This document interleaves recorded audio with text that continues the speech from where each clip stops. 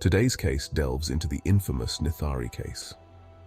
What started as simple missing children reports in the village of Nithari quickly unraveled into one of the most horrifying discoveries in India's history. Human bones, skulls, and shattered lives buried beneath a veil of silence, indifference, and terror. This dark chapter exposed the depths of human depravity and the failures of a system meant to protect its most vulnerable. Join us as we uncover the chilling details and the aftermath of the Nithari case. December 2006. The air was crisp and the winter chill had settled in.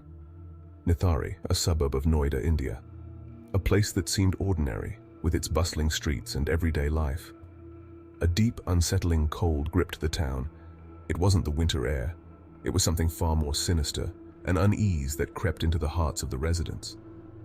Fear had gripped the residents. The stench of decay hung heavy. It was a smell that no one could ignore, a constant reminder of something terribly wrong. It emanated from a nala, a drain that ran behind a wealthy businessman's house. This drain, once just a part of the landscape, had now become a source of dread. What was found there would scar Nithari forever. Children's shoes, scattered clothes. These were not just lost items, they were clues to a horrifying mystery, then the unthinkable. Human remains. The discovery was beyond anyone's worst nightmares, not just one or two, many. The sheer number of bones told a story of unimaginable horror. Panic spread like wildfire. The discovery shook the community to its core. People were in disbelief, unable to comprehend the scale of the tragedy. These were not just bones, they were the remnants of stolen lives. Each bone represented a child who had been taken from their family. The children of Nithari had been disappearing for months. Posters of missing children had become a common sight. But now the grim reality was laid bare. Now, the horrifying truth was revealed.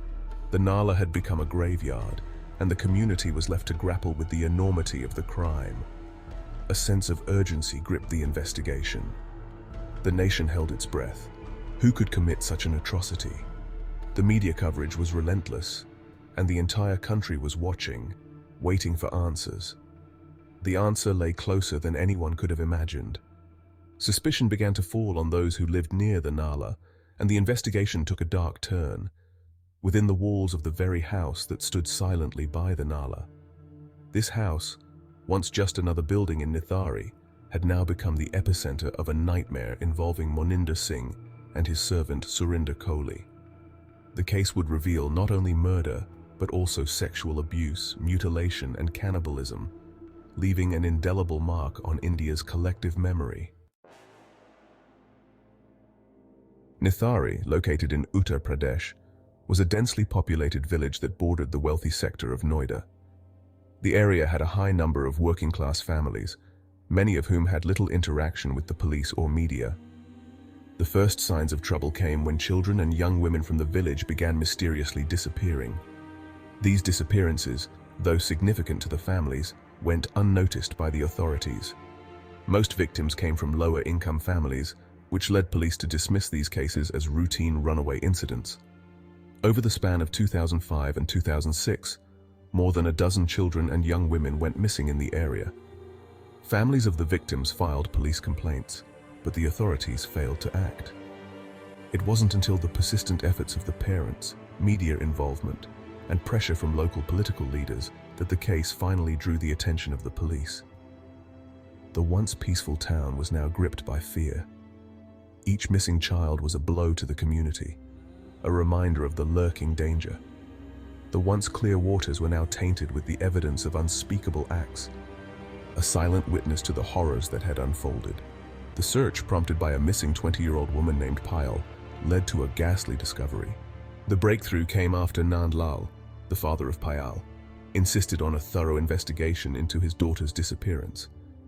His persistence eventually led the police to Moninder Singh's house, where they recovered Payal's mobile phone, which became crucial evidence that linked the house to the crimes. This led to the eventual discovery of the remains and the arrest of both Moninder and Kohli. The case soon unraveled a horrifying series of events that shocked the nation and exposed the dark underbelly of Nithari. The police, now under scrutiny for their negligence, intensified their investigation, revealing that the crimes were not isolated incidents, They uncovered a pattern of disappearances and murders that spanned several years, sending shockwaves through the community and the nation. The revelations led to widespread outrage, demanding justice for the victims and accountability from the authorities. The turning point in the investigation came on December 29, 2006. Following months of negligence, the police finally conducted a search at the bungalow of Moninder, a wealthy businessman who lived in Noida. His domestic help, Surinder Kohli, had been a suspect after a local resident observed unusual behavior and foul smells coming from the house. What they found inside was a scene straight out of a nightmare. The rooms were dark and cluttered, filled with debris that hinted at the horrors that had taken place. Every corner seemed to hold a shadow of terror, every creak of the floorboards a whisper of past atrocities. The stench of death was overpowering. The walls seemed to whisper tales of unimaginable cruelty. Investigators had to cover their noses, the foul odor seeping into their very souls. The house was dirty and disheveled, a stark contrast to its once grand appearance. Behind Moninder's bungalow, the police uncovered human remains, skulls, bones, and decomposed body parts stuffed into a drain. As the digging continued, more body parts were unearthed from the same drain and surrounding areas. By the end of the search, it became apparent that multiple victims, mostly children and young women, had been murdered and their remains callously discarded in the drain. Bones, body parts. The sight was enough to make even the most seasoned investigators shudder.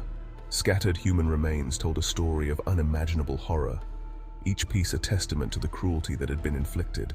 The evidence was irrefutable. The house was a gruesome tableau of murder. Bloodstains marked the walls and floors, each one a silent witness to the violence that had occurred. Detectives meticulously documented every detail, knowing that each piece of evidence was crucial. The investigators were met with a sight that would forever haunt their dreams.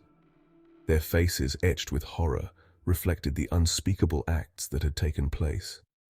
The Nala had yielded its grim secrets, but the house held the true depths of the depravity.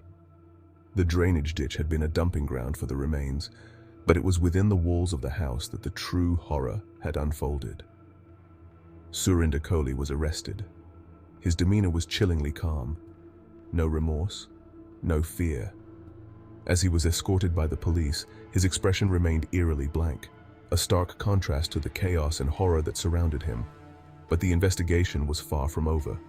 Kohli's confessions would reveal a horrifying truth. As detectives questioned him, the details that emerged were more shocking than they could have imagined. Each revelation added another layer to the nightmare, one that implicated not just him, but his employer, Moninder Singh. The investigation took a darker turn as it became clear that the horrors were not the work of a single man, but a conspiracy that reached into the highest echelons of society. Public outrage erupted as details of the horrific crimes spread across the nation. The sheer brutality of the murders and the involvement of cannibalism left the country stunned. The initial investigation was conducted by the Noida police, who focused on questioning Moninder and Kohli. During his interrogation, Surinder Kohli confessed to luring the victims into the house, killing them, dismembering their bodies, and disposing of the remains in the drain. He also confessed to acts of cannibalism and sexual abuse. Kohli's confession was chilling in its detail. He would select victims, often children or vulnerable young women, and lure them inside the house. After murdering them, he would engage in sexual acts with the corpses, cut the bodies into pieces, and throw the remains into the drain. Kohli claimed that his actions were driven by uncontrollable sexual urges. His methodical confession provided a clear picture of how he had operated for months without detection. However, the extent of Moninder's involvement in the crimes remained unclear. Kohli's statement suggested that Moninder was largely unaware of the gruesome activities taking place inside his house. Initially, both Moninder and Kohli were charged with murder, abduction, rape, and human trafficking. The Noida police faced heavy criticism for their negligence in handling the initial complaints, which allowed the crimes to continue for so long without proper investigation. The trial proceedings were closely followed by the media and the public, with many demanding swift justice for the victims. the families of the victims, along with the community, held vigils and protests, seeking justice and accountability for the horrific crimes. The Nithari case remains one of the most disturbing and high-profile criminal cases in India's history, a grim reminder of the depths of human depravity and the importance of vigilant law enforcement. As the case garnered national attention and public outrage grew, there was increasing pressure for a more thorough investigation. In January 2007, the case was handed over to the Central Bureau of Investigation, CBI, India's premier investigative agency, to ensure a deeper probe and a transparent investigation. The CBI launched a rigorous investigation, re-examining the evidence, questioning the suspects, and analyzing forensic data.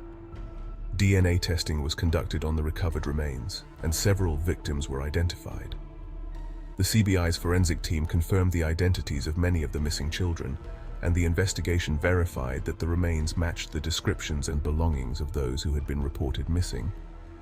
During this period, the CBI uncovered that 16 murders had been committed. While Surinder Kohli continued to be portrayed as the primary perpetrator of the crimes, Maninder Singh's role remained ambiguous.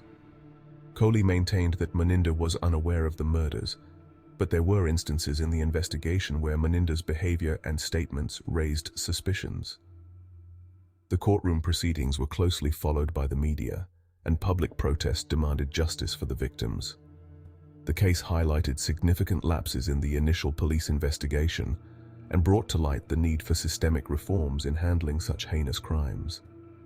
The CBI's efforts were widely acknowledged, but the families of the victims continued to seek closure and justice. The Nithari case remains one of the darkest chapters in India's crime history, a grim reminder of the horrors that can unfold when vigilance is compromised. In 2009, the trial of Surinder Kohli and Maninder Singh began in earnest. The case was divided into multiple trials for each individual victim. Both Kohli and Maninder were initially sentenced to death for the abduction and murder of Rimpa Haldar, one of the first identified victims. While Kohli's guilt was largely uncontested, Maninder Singh's involvement came under greater scrutiny. In September 2009, the Allahabad High Court acquitted Maninder in one of the murder cases. Maninder's legal defense argued that he had been unaware of the murders carried out by his servant Kohli. Surinder Kohli continued to be sentenced to death for multiple murders, with the courts repeatedly affirming his responsibility for the gruesome crimes. Despite multiple appeals, the courts have consistently upheld Kohli's death sentences, and his petitions for clemency have been denied. Maninder Singh, despite being convicted in one murder case, was acquitted in several others, leading to ongoing debate about his exact role in the Nithari murders. The Nithari case highlighted systemic failures in law enforcement and sparked calls for stricter laws on child protection and better police accountability. The public's trust in the police was shattered, but the case also brought justice to the victims through relentless media coverage and public outcry. Don't forget to like, share, and subscribe for more mind-bending crime mysteries and real-life horror stories that will keep you on the edge of your seat. You can help us create more thrilling content by supporting us. Your contribution goes a long way in bringing these mysteries to life. Check out the donate link below to support our channel.